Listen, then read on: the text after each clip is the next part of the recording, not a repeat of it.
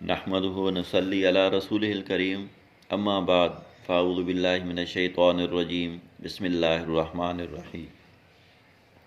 शेख फ़रीदुद्दीन अत्तार रहमतुल्लाह अलैहि जूं तसव्वुफ़ जे पांधीअड़ लाइ नसीहतूं हिन सिलसिले जी हीअ 7वीं नशिस्त आहे।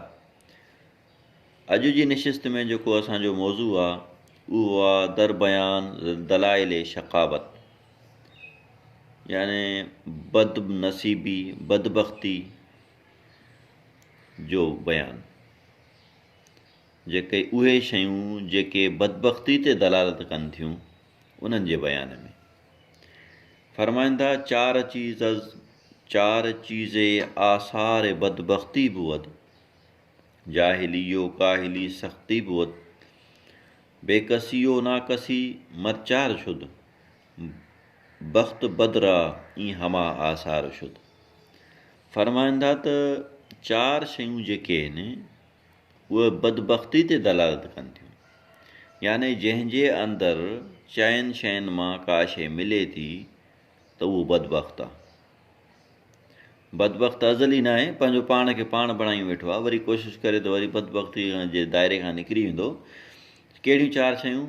फरमाईंदा त जाहिली, याने इल्मु हासिलु न करणु, सुस्ती में रहणु। याने ॾिसो न, हिकु जाहिल पैदा थियणु उहो त ठीकु आहे, जाहिल थी मरण इहो वॾे मां वॾी बदबख़्ती आहे। फरमाईंदा त इल्मु हासिलु करण जी तलाश ई न करणु। इल्मु हासिलु, भई जाहिल त इंसानु बेसिकली आहे, पोइ इल्मु हासिलु कंदो न। फरमाईंदा जेको इल्मु हासिलु न करे जाहिल थी रहे इहो बदबख़्त आहे। काहिली, सुस्त, सुठे कमु करण में सदाईं सुस्ती, बुरे कमु करण में सदाईं चुस्त। इहा बि फरमाईंदा त जेको आहे बदबख़्ती ते दलालत करे थी। सुस्त माण्हू बदबख़्त थींदो आहे। बेकसी इहो नाकसी, याने जंहिंजे अंदरि कुवत इरादी घटि हुजे। इहे 4 शयूं अहिड़ियूं आहिनि जंहिंसां इंसानु बदबख़्त थी वेंदो आहे।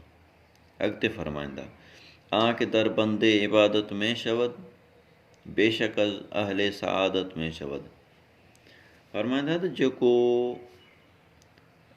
अल्लाह ताला जी इबादत जो क़ैदी थी थो वञे, इबादत करण जो आदी थी थो वञे, यानी इबादत करणु पंहिंजो मश्ग़िलो बणाए थो छॾे, माना हिकिड़ो उन पंहिंजो ज़िंदगी जो जेको महवर आहे उहो इबादत ते रखी छॾियो आहे। फरमाईंदा त उहो बेशक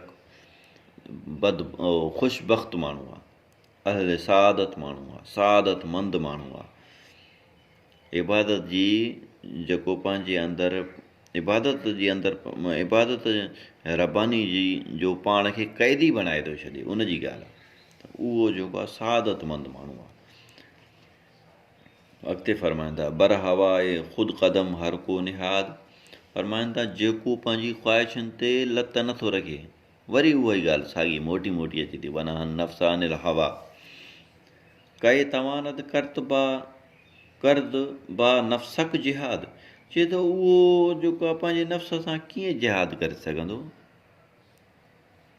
कीअं जिहाद करे सघंदो? जिहाद बिन नफ़्स जो हुकुम आहे न हींअर।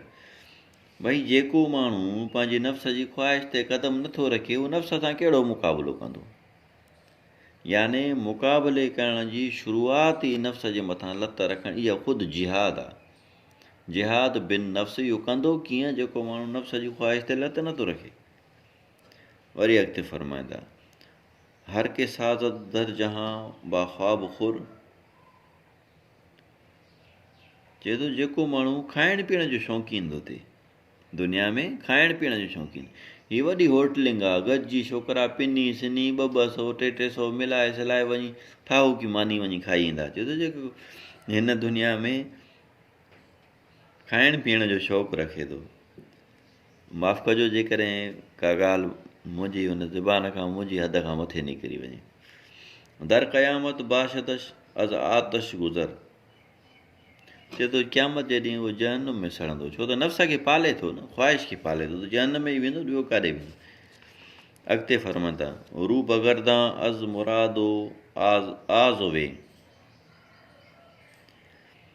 चए थो जेकी नफ़्स जी ख़्वाहिश आहे, आरज़ू आहे, ऐं जेके नफ़्स जूं मुरादूं आहिनि उन्हनि खां मुंहुं मोड़े छॾ, पंहिंजे मथां तइ करे छॾ त हीअ जेको नफ़्स जी घुर आहे, ख़्वाहिशूं आहिनि, आरज़ू आहिनि, तमन्नाऊं, वॾा वॾा साह, वॾा वॾा फूकट भरणु, एॾियूं उमेदूं रखणु त दुनिया में मां हीअ आसाइश हासिलु करे वठां, हीअ आरज़ू नफ़्स जी पूरी करे वठां, उन्हनि जे लाइ फरमाईंदा पस बदरगाह ख़ुदा में आर वे।